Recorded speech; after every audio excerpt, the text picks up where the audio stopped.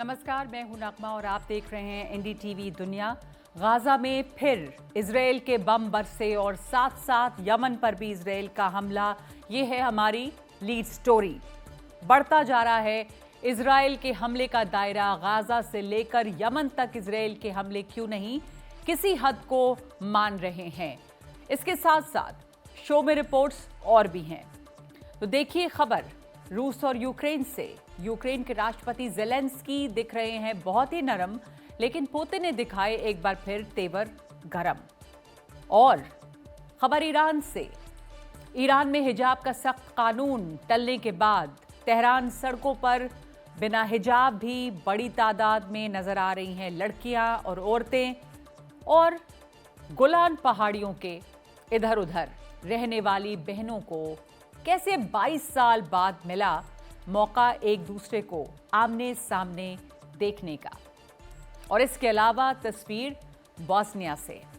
Bosnia की राजधानी Sarajevo की सड़कों पर कैंडी और गिफ्ट बांटता हुआ सांता क्लॉज। लेकिन पहले हमारी लीड स्टोरी। और लीड स्टोरी में भी पहले करते हैं बात गाजा की। तो गाजा में एक बार फिर से इजराइल के हमले जारी हैं। न सिर्फ गाजा पर इजरायली बम गिर रहे हैं, हर दिन एक और मुल्क इजराइल के निशाने पर है। लेबनान के साथ फिलहाल तो सीज फायर है, लेकिन गाजा के लोग इजरायली हमलों को लगातार झेल रहे हैं। अब यमन भी इजरायली निशाने पर है, लेकिन पहले ये गाजा की तस्वीरें आपको हम दिखा रहे हैं। गाजा पर एक बार फिर ताबड़तोड़ ड्रोन से हमले किए गए हैं। एजेंसियों से आ रही खबरों के मुताबिक इजराइल के इन हमलों में 24 घंटों में 38 लोग मारे गए हैं और 203 जख्मी हैं। ड्रोन अटैक से गाजा के एक अस्पताल की तीसरी मंजिल पर आग लगने की भी खबर है। तो ये तस्वीरें आपको दिखा रहे हैं हम गाजा की बर्बादी की।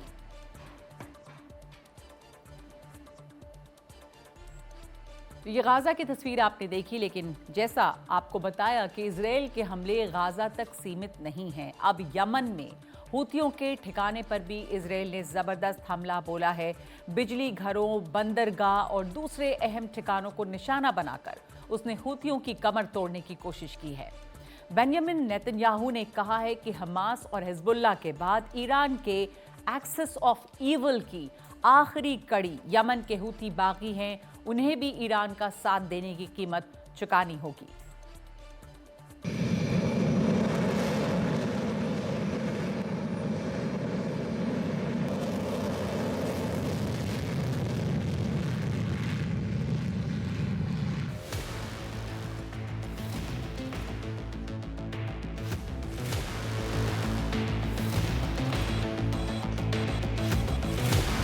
धू धू करते जलता हुआ सना का हेजियाज बिजली घर। इजराइल ने गुरुवार की सुबह सुबह 2 दौर में हमले करके कई बिजली घरों को निशाना बनाया। हुदैदा बंदरगाह, सालिफ और रासईसा तेल टर्मिनल भी निशाने पर रहे। यमन में खाने पीने के सामान लाने का सबसे अहम बंदरगाह हुदैदा है। इजराइल को भी ये शक है कि ईरान इसी बंदरगाह के जरिए हथियारों को अपने लोगों तक पहुंचाता है। हमलों में कम से कम 9 लोगों के मारे जाने की खबर है। हमने यमन में शानदार काम किया है। हूती अकेला हथियारबंद संगठन है जिसको हमारी ताकत का अंदाजा नहीं था। हम इस वक्त भी हमास, हिजबुल्लाह, सीरिया और ईरान का मुकाबला कर रहे हैं। हूतियों को पता चल रहा है और आगे भी पता चलेगा। हूतियों ने भी हमला बोला, लेकिन उनकी मिसाइल बीच में ही रोक दी गई। लेकिन रामात जान स्कूल को थोड़ा बहुत नुकसान तो हो ही गया। मैं हूतियों के लीडर को सुझाव देना चाहता हूं कि वो देखें, समझें और याद रखें कि जो इजराइल के खिलाफ हाथ उठाएगा उसका हाथ काट दिया जाएगा। जो हमें नुकसान पहुंचाएगा उसका 7 गुना नुकसान हम पहुंचाएंगे उसको। रेड सी गलियारे में हूतियों के हमलों की वजह से दुनिया के शिपिंग कारोबार पर काफी बुरा असर पड़ा है।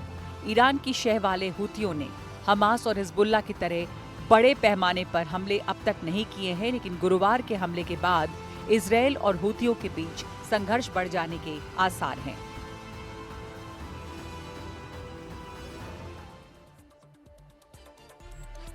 यमन पर हमलों को लेकर इजरायल के प्रधानमंत्री बेंजामिन नेतन्याहू का बयान भी आ गया है। उन्होंने कहा है कि जो इजरायल को नुकसान पहुंचाने की कोशिश करेगा उसे इसकी भारी कीमत चुकानी होगी। בוקר חיל האוויר תקף מטרות אסטרטגיות של החות'ים। सुबह सुबह एयरफोर्स ने यमन में हूती ठिकानों पर हमला किया।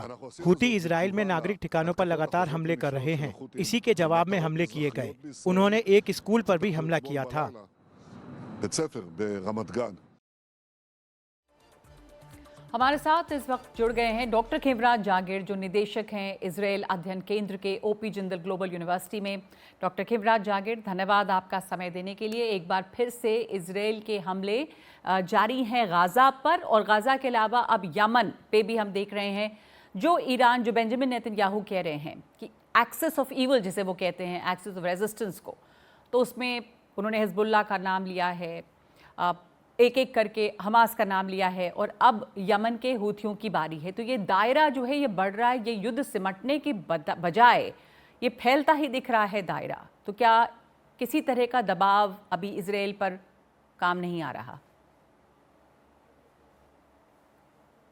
नेतन्याहू का एक्सेस ऑफ इविल्स वाला जो फ्रेज है वो ओरिजिनल तो उनका नहीं है, वो जॉर्ज बुश जूनियर का है, जिन्होंने 9/11 के बाद ये बात कही थी। पर हाँ, वो जॉर्ज बुश की मानसिकता को मानते हैं। वो टेररिज्म को एक मिलिट्री रेस्पॉन्स से ही देखना चाहते हैं। जो असल लड़ाई की जो एक तरह से कहिए सीमा है, वो लगभग अब सिकुड़ गई है। अगर आप पिछले 4 या 7 दिन की खबर देखें, हमास और इजराइल एक बहुत ही करीबी डील पे हैं। कल की बड़ी खबर इजराइल की यह है कि सऊदी अरेबिया और इजराइल फिर से एक ब्रेक थ्रू के करीब हैं, जिसके चलते सऊदी अरेबिया इजराइल के साथ डिप्लोमेटिक रिलेशंस नॉर्मलाइज करने के लिए तैयार है। जी, मेरे ख्याल से जो हुतीज का पिछले 7 दिन में, आज से 4-5 दिन पहले उन्होंने इजराइल के बिल्कुल सेंटर की एक सिटी है याव ने, वहाँ एक ड्रोन के जरिए पहुंच बनाई थी।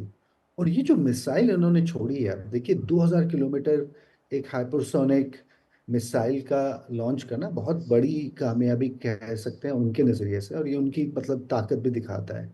पर मेरे ख्याल से ये 4-5 दिन में ये जो घटनाएं घट रही है, वो इस होने वाली डील जो हमास और इसराइल की डील है उसके खिलाफ है। ईरान के पास अब लेबनान में कोई लेवरेज नहीं बचा है, कोई उनकी मतलब पहुंच लेबनान की राजनीति में अब खत्म हो गई है। लेबनान का जो समझौता था वो उनको लेबनान के दूसरे कम्युनिटीज के दबाव में करना पड़ा। जी, पर जो हुतीज का उनको सपोर्ट है, वो चाहते हैं कि हुतीज इस लड़ाई को इसी तरह से जारी रखें, ताकि इसराइल फिर अपनी तरफ से इस लड़ाई को मिलिट्री के तौर पे लड़ता रहेगा, और कोई भी कूटनैतिक या फिर सामरिक समझौता होने की गुंजाइश ना बचे इसराइल और हमास के बीच में, या फिर इसराइल और सऊदी अरेबिया के बीच में। तो ये ईरान की एक तरह से कहिए बची हुई हैसियत का इस्तेमाल है, जिसके जरिए वो इसराइल को अभी भी एक तरह से तो आप कह रहे नुकसान हैं कि पहुंचाने वाली ईरान की राजनीति कर रहा शैप है। पे जो हूती हैं वो इस लड़ाई में शामिल हैं, और अब इजरायल जो है वो यमन में हूतियों से एक तरह से एंगेज्ड है। एक तरफ ये भी सुना था कि तमाम इस्लामिक देश जो हैं वो एकजुट हो रहे हैं इजिप्ट में, और इजरायल के ख़िलाफ़ रेजोल्यूशन की बात, लेकिन उसमें सऊदी अरब शामिल नहीं था। सऊदी अरब एक बात खुली रख रहा है इजरायल से बातचीत के लिए, और वो वहाँ पर अपने रिश्ते बेहतर करने की तरफ देख रहा है। उस पर किस तरह का असर पड़ेगा? सऊदी अरेबिया बहुत ही इंटरेस्टिंगली इसराइल के साथ और डोनाल्ड ट्रंप के साथ सहमति बनाए हुए हैं कि उनका जो एक सैन्य समझौता होना है, जो सऊदी अरेबिया और अमेरिका के बीच में होगा, और उस समझौते की बहुत बड़ी कड़ी इसराइल होगा। तो सऊदी अरेबिया उस एक तरह से कहिए अपने हित के नज़रिए से काम कर रहा है। जो इजिप्ट कर रहा है, दरअसल 3 दिन पहले ये खबर थी कि नेतन्याहू खुद इजिप्ट जाने वाले हैं, जी, कि एक बहुत बड़ी हॉस्टेज डील की घोषणा होगी, और इजिप्ट ने बहुत कायदे से मीडिएट करके हमास के साथ एक शय बनाई है। तो मेरे ख्याल से इजिप्ट किसी इस्लामिक रिजोल्यूशन को इसराइल के खिलाफ पास कराने की फिराक में तो कतई नहीं है। ये काम इजिप्ट ने पिछले 1.5 साल में नहीं किया, तो वो अब क्यों करेंगे? मेरे ख्याल से ये एक खामखा की बात थी, जिसका कोई आधार नहीं इजिप्ट है। के किसी भी खबरों से नहीं मिला है। ओके, ठीक है, लेकिन सऊदी अरब जो है वो इजराइल के साथ अपने रिश्ते और उसका एक इंटरेस्टिंग रोल रहा है, रिश्ते सुधारने की भी कोशिश में है। आपने बताया कि ईरान जो है वो ये कोशिश कर रहा है कि हूथियों के ज़रिए इजराइल को वो इधर एंगेज रखे। शुक्रिया आपका खिवराज जागीर। क्या रूस यूक्रेन युद्ध अब ख़त्म होने की कगार पर है? ज़ेलेंस्की दुनिया भर से मदद मांग रहे हैं, लेकिन उनके तेवर कुछ नर्म है। उधर रूस के विदेश मंत्री ने अमेरिका को चेतावनी दे दी है कि वो रूस, उसके सहयोगी उत्तर कोरिया और चीन के खिलाफ अपने जियोपॉलिटिकल गेम्स बंद करे, वरना रूस के पास भी परमाणु ताकत रखने वाले सहयोगी हैं। साथ ही ये भी कहा है कि रूस अमेरिका के साथ रिश्ते सामान्य करने के पक्ष में है। दूसरी तरफ यूक्रेन को लेकर रूस के तेवर लगातार सख्त बने हुए हैं।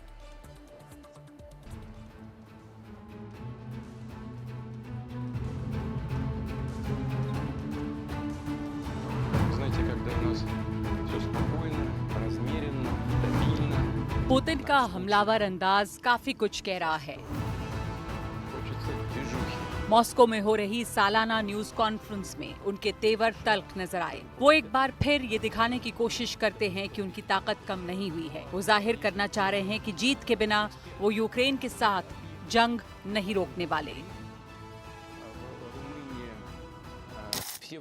हालात बड़े नाटकीय ढंग से बदल रहे हैं। आपको ये बहुत अच्छे तरीके से पता है। मैं तो बस इसकी तस्दीक करना चाहता हूँ।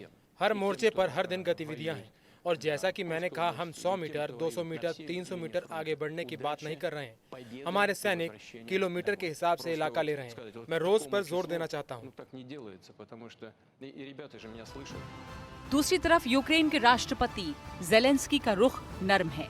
एक फ्रेंच अखबार ले पेरिजियन को इंटरव्यू में उन्होंने एक तरह से कबूल किया कि रूस के सामने उनका देश कमजोर पड़ रहा है। ज़ेलेंस्की ने कहा कि यूक्रेन के पास इतनी ताकत नहीं कि वो रूस के कब्जे से अपनी जमीन वापस ले। उन्होंने एक बार फिर अंतर्राष्ट्रीय समुदाय से अपील की है कि वो हथियार देकर यूक्रेन की मदद करें। हाल ही में ब्रिटेन ने यूक्रेन के लिए 22 करोड़ 50 लाख पाउंड की मदद के एक और पैकेज का ऐलान किया है। लेकिन सवाल उठ रहा है कि क्या अमेरिका और यूरोप अब भी ज़ेलेंस्की की मदद करेंगे। उनका बयान ऐसे समय में आया है जब तकरीबन 3 बरसों से चल रही जंग एक निर्णायक मोड़ पर पहुंचती दिख रही है। अमेरिका में सरकार बदली है, नए राष्ट्रपति ट्रंप युद्ध रोकने के पक्ष में हैं। ये उनका चुनावी वादा भी रहा है। तो क्या ट्रंप के कुर्सी संभालने के बाद रूस और यूक्रेन के बीच कोई समझौता हो सकता है? ट्रंप ने हाल में कहा भी है कि हम कोशिश कर रहे हैं कि रूस और यूक्रेन के बीच चल रहा ये भयंकर युद्ध रुके। इसमें बस थोड़ी कामयाबी ही मिली है। ये बहुत ही जटिल युद्ध है। ट्रंप कह रहे हैं कि ज़ेलेंस्की को समझौता करने के लिए तैयार रहना होगा। दूसरी तरफ ज़ेलेंस्की अंतर्राष्ट्रीय समुदाय से पुतिन पर बातचीत की मेज पर आने के लिए दबाव डालने की भी अपील कर रहे हैं, लेकिन अभी रूस की तरफ से कोई नर्म संकेत नहीं दिख रहे। रूसी सेना ज़पोरिज़िया, खेरसन और डोनेत्स्क पर पूरा कब्जा करने की तैयारी में है।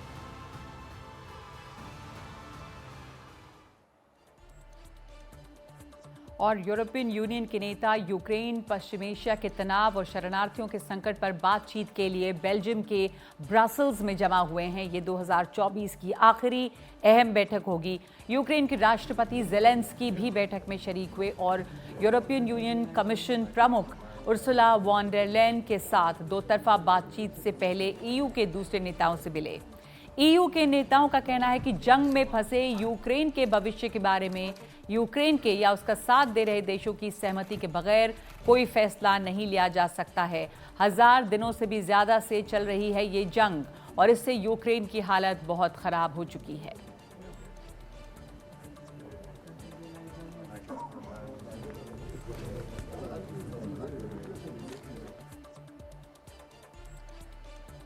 और देखिए अब एक बहुत ही दिलचस्प रिपोर्ट, किस तरह से जंग परिवारों को अलग कर देती है। जंग की वजह से दूर हुआ एक परिवार अब जंग की वजह से ही करीब भी आया है। गोलान पहाड़ियों के इस तरफ और उस तरफ रहने वाले एक परिवार के सदस्य बरसों से एक दूसरे को आमने सामने से नहीं देख पाए थे, लेकिन बशर अल असद के भागने के बाद बदले हुए माहौल में एक परिवार की बहनों ने एक दूसरे को आमने सामने देखा तो उनके आंसू थमे नहीं।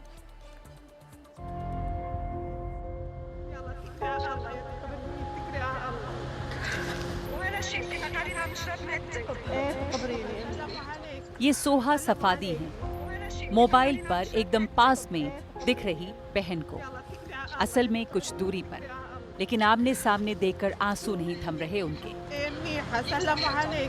दूसरी तरफ उनकी बहन है सफसान। लड़ाई और कब्जे ने 22 बरसों तक उन्हें एक दूसरे से दूर रखा।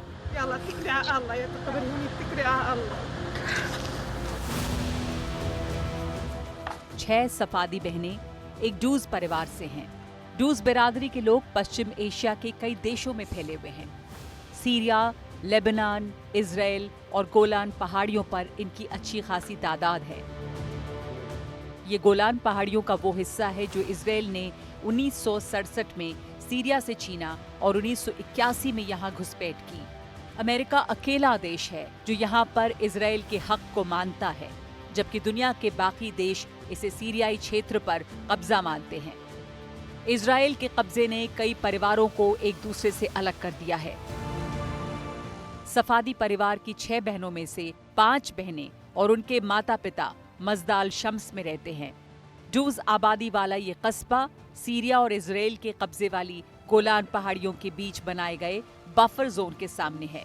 छठी बहन 49 साल की सफसान की शादी 27 साल पहले जरामना के एक शख्स से हुई। जरामना सीरियाई राजधानी दमिश्क के बाहरी इलाके में है।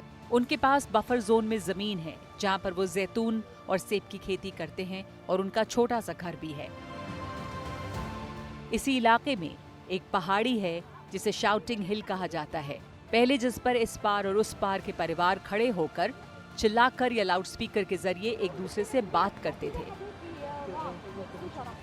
2011 में सीरिया में संघर्ष शुरू होने के बाद सीरिया की तरफ के लोगों का बफर जोन में जाना मुश्किल हो गया। तब इंटरनेट के जरिए वीडियो कॉल से लोग बातचीत करने लगे। लेकिन असद की सरकार गिरने के बाद सफादी परिवार फिर से आमने सामने मिलने की परंपरा की शुरुआत कर रहा है। दूर से ही सही, लेकिन आमने सामने अपनों से मिलने का अनुभव जो सुकून देता है, उसका इंतजार इस परिवार ने बरसों तक किया है।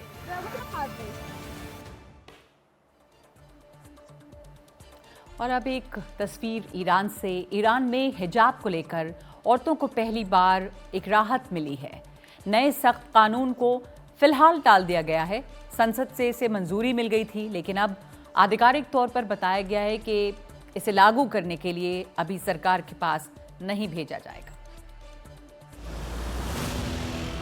आयतुल्लाह खुमैनी और खमेनेई के पोस्टरों से पटे तेहरान की सड़कों पर बिना हिजाब घूमती औरतें।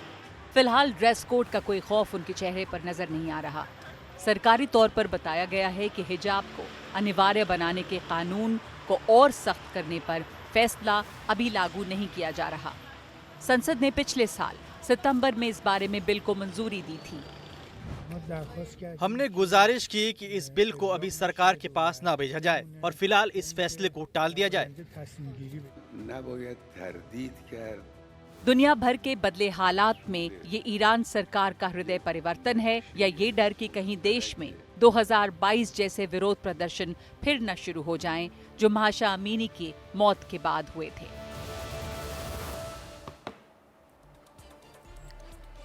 और फ्रांस की अदालत ने जिजेल पेलिकॉट के पूर्व पति डोमिनिक पेलिकॉट को 20 साल की सजा सुनाई है। उस पर जिजेल पेलिकॉट को नशा देकर उसके साथ अनजान लोगों से रेप करवाने का आरोप है। उसने तकरीबन 10 बरसों तक ऐसा लगातार किया। दोषी की उम्र इस वक्त 72 साल है और उसे 20 साल की सजा मिली है। ऐसा लगता है कि अब उसकी पूरी उम्र जेल में कटेगी। अदालत के बाहर जमा भारी भीड़ ने इस फैसले का स्वागत किया है। ये तस्वीरें हैं, देखिए लोग चीयर कर रहे हैं। जब ये खबर आई तो भीड़ वहां जमा थी और वहां पे मीडिया जमा रहा। फैसला सुनकर पेलिकॉट बैठ गया और रोने लगा। इस मामले ने पूरे फ्रांस को सदमे में डाला था जब जिजेल पेलिकॉट का मामला सामने आया, जहां 10 साल तक ये अपराध उसके साथ नशे की हालत में किया गया।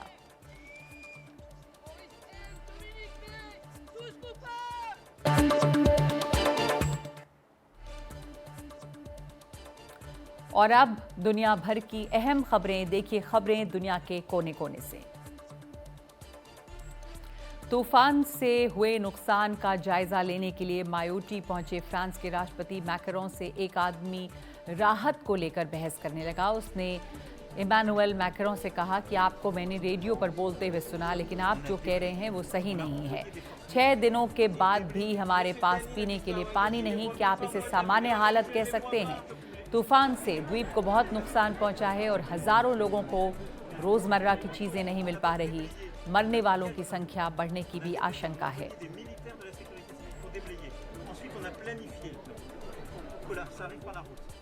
उधर मध्य ताइवान में एक गोदाम में आग लगने से 9 लोगों की मौत हो गई है। ताइवान की सुपरमार्केट चेन PX मार्ट के गोदाम में लगी आग में 7 लोग जख्मी हुए हैं। लोकल मीडिया के मुताबिक दोपहर 1:30 बजे आग लगी। इसमें 20 लोग फंस गए। बचने के लिए एक शख्स तीसरी मंजिल से कूदा, लेकिन बच नहीं सका।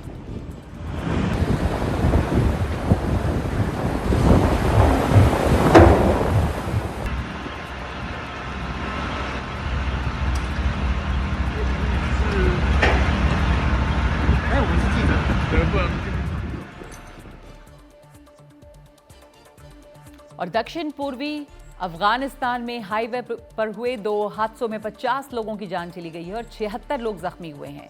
गजनी सूबे के गवर्नर के प्रवक्ता के मुताबिक एक हादसा काबुल कांदार हाईवे पे हुआ, जब एक बस और एक तेल टैंकर में टक्कर हो गई, और दूसरा हादसा भी इसी हाईवे पर दूसरे इलाके में हुआ, जिनमें इन लोगों की मौत हुई है। उसमें महिलाएं, बच्चे शामिल हैं। उनकी हालत नाजुक है और काबुल के अस्पताल में उन्हें भेजा गया है। और अब आखिर में आज की तस्वीर, यानी आज का वीडियो। सारायेवो में स्मॉग का कोई असर लेकिन क्रिसमस की तैयारियों पर नहीं नजर आ रहा है। सड़कों पर सांता क्लॉज की गाड़ी के पीछे बच्चे भागते दिखाई दिए। सांता क्लॉज ने भी लोगों को मायूस नहीं किया, कैंडी बांटते, गिफ्ट बांटते नजर आए। और ये विंटर अम्यूजमेंट पार्क्स की शुरुआत का संकेत है, जिसमें हर साल हजारों लोग आते हैं।